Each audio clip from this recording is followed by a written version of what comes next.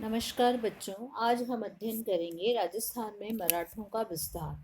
राजस्थान में मराठा जाति किस तरह से प्रवेश करती है और मराठा जाति का प्रादुर्भाव किसके माध्यम से होता है, इसके बारे में हम विस्तार से अध्ययन करेंगे।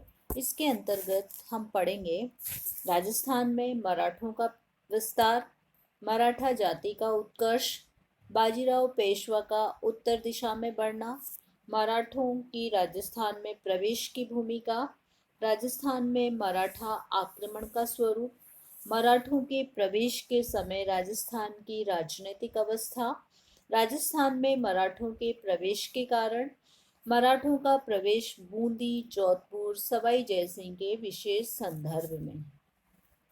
तो बच्चों, सबसे पहले हम देखेंगे राजस्थान में मराठों का विस्तार के समय। इससे पूर्व हम जानेंगे मराठा जाति का उत्कर्ष किस प्रकार से हुआ।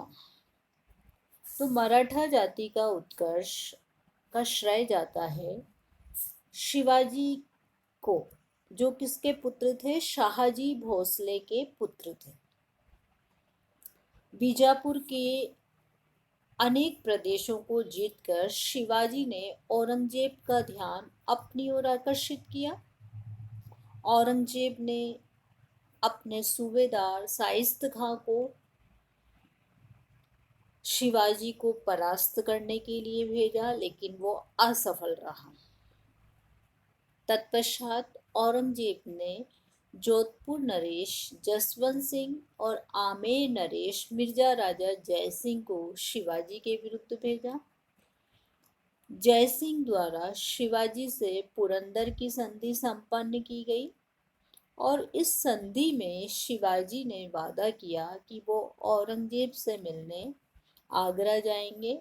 आगरा जाने पर औरंगजेब द्वारा उन्हें नजरबंद कर दिया गया और उन्हें अपना एक प्रबल शत्रु बना लिया गया।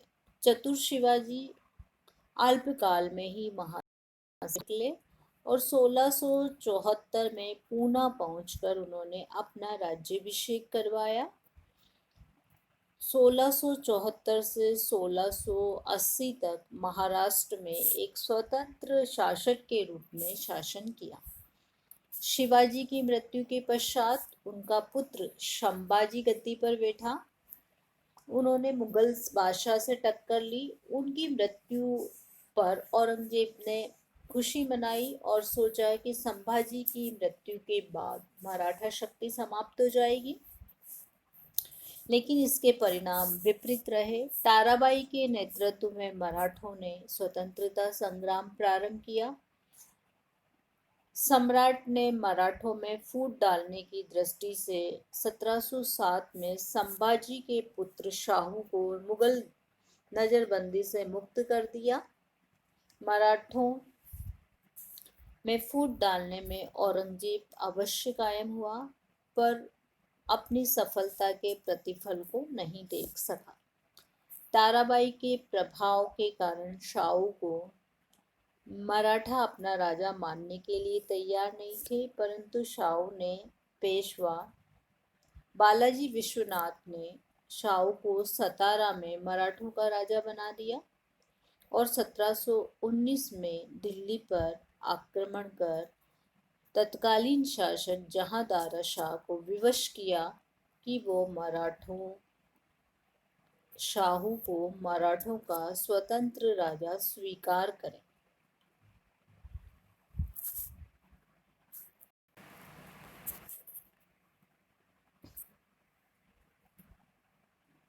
अब बच्चों, हम देखेंगे मराठों के राजस्थान में प्रवेश की भूमिका, किस तरह से राजस्थान में उनका प्रवेश होता है।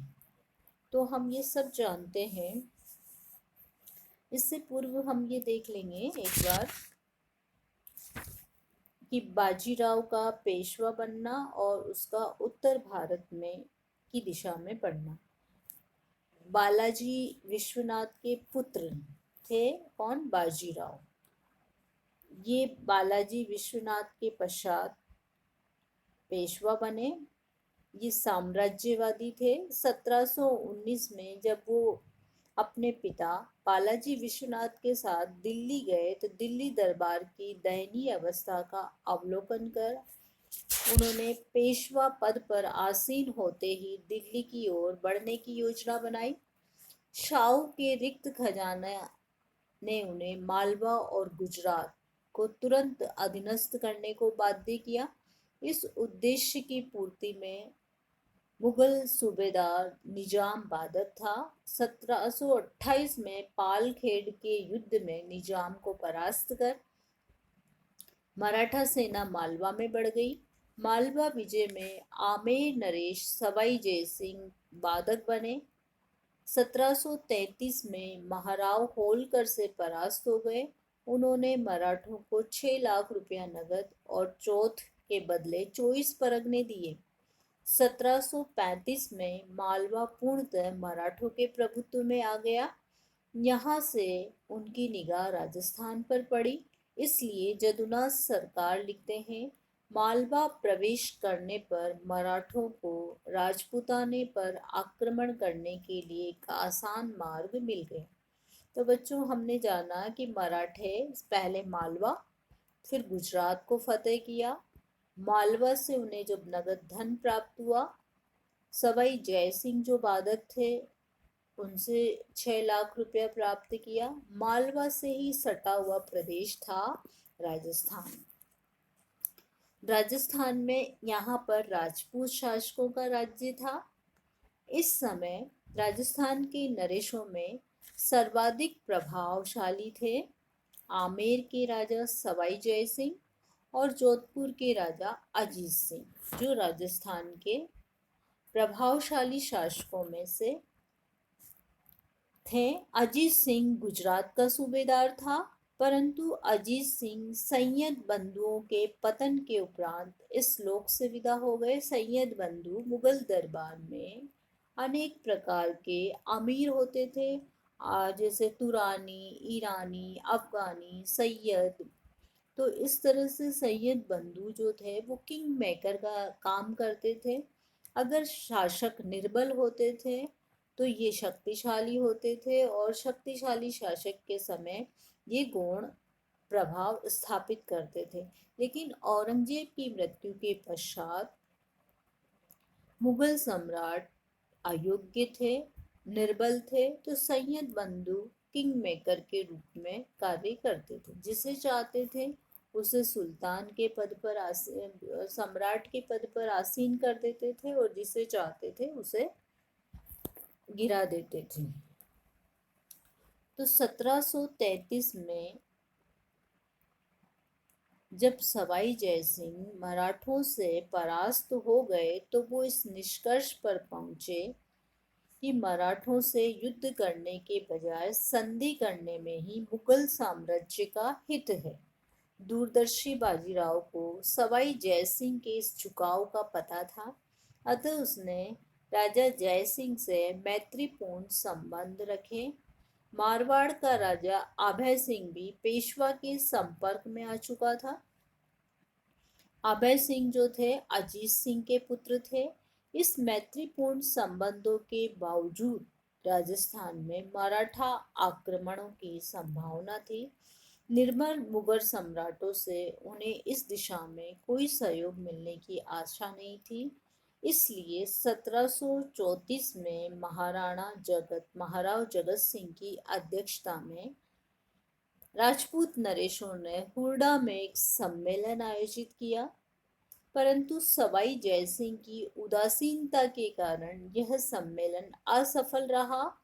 बाजीराव को इसका भी पता चल गया था, अतः उसने अपनी माता राधाबाई को जयपुर गलता स्नान के बहाने भेजा। सवाई जयसिंह के आतिथ्य सत्कार से द्रवीभूत होकर वो स्वयं जयपुर राज्य में आ पहुंचा।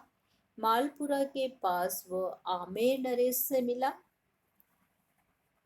इसके उपरांत वो राणा जगत सिंह के पास गया। वहां से उससे काफी पैसा तो बनाया ही, साथ ही राजनीतिक अवस्था का भी अवलोकन कर लिया।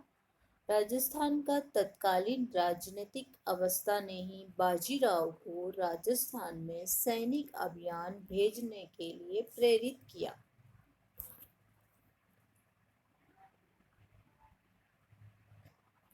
तो हमने क्या क्या जाना आज?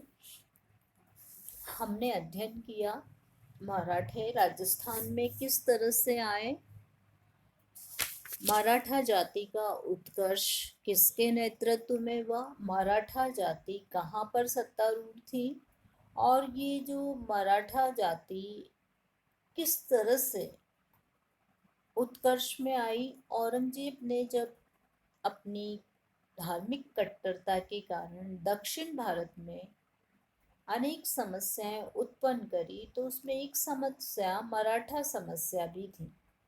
वो इस समस्या के समाधान में 25 वर्ष व्यतीत कर दिए, परंतु इसका समाधान नहीं हुआ, और इस समस्या के समाधान करते करते ही वो अपने प्राणों से हाथ धो बैठा। तो मराठा जाति का उत्कर्ष शिवाजी के नेतृत्व में हुआ। शिवाजी और सवाई जयसिंह के मध्य पुरंदर की संधि संपन्न हुई। शिवाजी का राज्याभिषेक पूना में हुआ।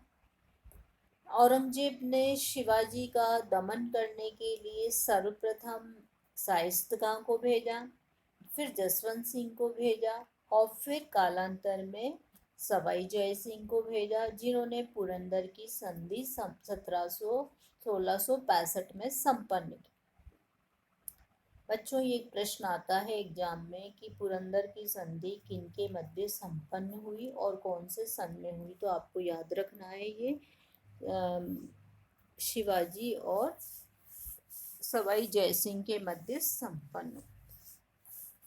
फिर आपके आता है प्रथम पेशवा कौन माना जाता है? पेशवा बालाजी विश्वनाथ, जिन्होंने दिल्ली पर आक्रमण किया था। उनके साथ थे उनके पुत्र बाजीराव।